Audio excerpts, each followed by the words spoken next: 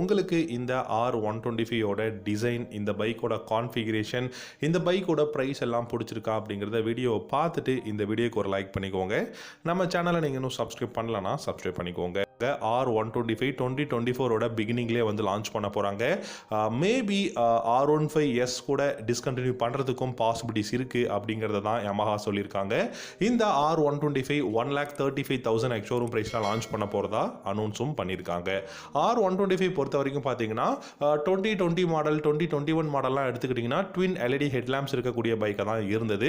So இப்போ ரீசெண்டாக தான் R125 பார்த்தீங்கன்னா R7 இன்ஸ்பயர்டில் வந்து இதோட டிசைன் வந்து கொடுத்துருக்காங்க. முக்கியமான விஷயம் R7ல மட்டும் இன்ஸ்பயர்டாக இல்லைங்க.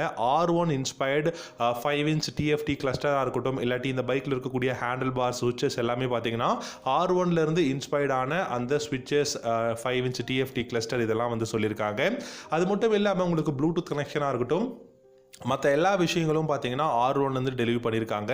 இதுவே நீங்கள் டிசைன் வைஸ் பார்த்தீங்க அப்படின்னா R7லேருந்து டெலிவரி பண்ண விஷயங்கள் அப்படிங்கிறது தான். அது மட்டும் இல்லாமல் ட்ராக்ஷன் கண்ட்ரோல் சிஸ்டம்ஸாக இருக்கட்டும், இல்லாட்டி அலுமினியம் ஸ்விங்காமாக இருக்கட்டும், மிச்லின் பைலட் ஸ்ட்ரீட் டயர்ஸாக இருக்கட்டும், இந்த மாதிரியான விஷயங்கள் எல்லாமே பார்த்தீங்கன்னா R7லேருந்து எடுத்திருக்காங்க. அஃப்கோர்ஸ் இந்தியாவில் MRF டயர்ஸ் தான் வந்து யூஸ் பண்ண போகிறாங்க. அண்ட் இந்த பைக்கை பொறுத்த வரைக்கும் 125cc single cylinder liquid cooled 4-stroke 4-valve SOHC motor தான் யூஸ் பண்ண போகிறோம் அப்படிங்கிறதையும் அனௌன்ஸ் பண்ணியிருக்காங்க. இந்த பைக் இன்ஜின் பார்த்தீங்கன்னா 15 ஹார்ஸ் பவரும் 12 நியூட்டன் டார்க்கும் வந்து ப்ரொடியூஸ் பண்ண முடியும். 6-speed கியர் பாக்ஸும் கொடுத்துருக்காங்க.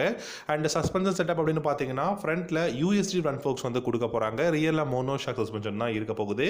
இந்த பைக்கோட பிரேக்ஸ் அப்படின்னு பார்த்தீங்கன்னா front and rear single disc brake, dual channel ABS வந்து அவைலபிளாக இருக்கும். 292 mm சிங்கிள் டிஸ்க் ஃப்ரண்ட்லையும் 220 mm சிங்கிள் டிஸ்க் ரியர்லையும் தான் இருக்க போகுது. டியூவல் சேனல் ABS இந்த பைக்கில் எதிர்பார்க்கலாம். At the same time traction control சிஸ்டமும் எதிர்பார்க்கலாம்.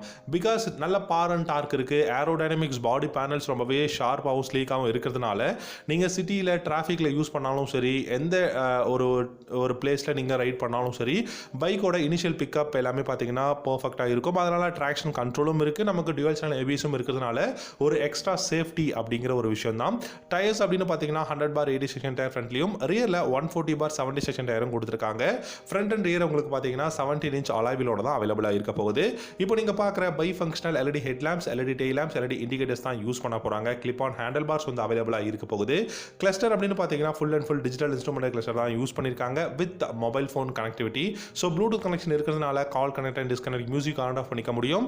அதே சமயம் பார்த்தீங்கன்னா ABS லைட், அதுக்கப்புறம் gear shifting indicator, distance to empty, இந்த மாதிரியான ஆப்ஷன்ஸ் எல்லாமே இந்த கிளஸ்டரில் உங்களால் டெஃபினட்டாக கிளியராக பார்க்க முடியும். ஸோ ஓவராலாக டிசைனும் பார்த்தீங்கன்னா R15 வெர்ஷன் 4ஓட டிசைன் தான் இருக்குது. ஸோ R7 இன்ஸ்பயர்ட் அப்படிங்கிறதுனால கான்ஃபிகரேஷனும் பார்த்தீங்கன்னா க்ளோஸ் டு R15ஓட அந்த ஒரு கான்ஃபிகரேஷனுக்கு வந்து ஈக்குவலாக இருக்குது. ஆனால் ப்ரைஸ் பார்த்தீங்க அப்படின்னா கிட்டத்தட்ட ஒரு 60,000 வரைக்கும் உங்களுக்கு R15க்கும் R125க்கும் அந்த டிஃப்ரென்ஸ் இருக்கும் அப்படிங்கிறத சொல்லியிருக்காங்க. Step up seat, split seat வந்து இருக்குது. பில்டு குவாலிட்டி நல்லா இருக்குது. எர்கனாமிக்ஸாக இருக்கட்டும், இல்லாட்டி இந்த பைக்கோட ஒரு கம்ஃபர்டபுளாக இருக்கட்டும், எல்லாமே வந்து பர்ஃபெக்டாக இருக்கும் அப்படிங்கிறத Yamaha ஒரு டோட்டலான ஒரு இன்டர்வியூவில் வந்து சொல்லியிருக்காங்க.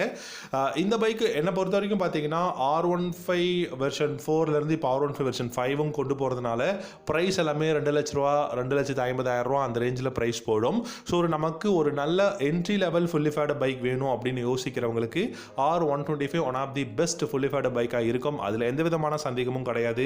வேல்யூ ஃபார் மணி, அதே சமயம் லேட்டஸ்ட் டெக்னாலஜிஸ் அண்ட் நல்ல கம்ஃபர்டபுளான பைக், நல்ல சேஃப்டிக்கு பார்த்தீங்கன்னா traction control, dual channel ABS எல்லாமே கொடுத்துருக்காங்க. ஸோ ஓவராலாக R125 ஒரு பெஸ்ட்டான ஒரு டீல் மாதிரி தான் தெரியுது. நீங்கள் இந்த R125 பற்றி என்ன நினைக்கிறீங்க? உங்களுடைய தாட்ஸ் அண்ட் காமெண்ட்ஸ் என்ன அப்படிங்கிறத வீடியோவோட காமெண்ட் செக்ஷனில் காமெண்ட் பண்ணுங்கள்.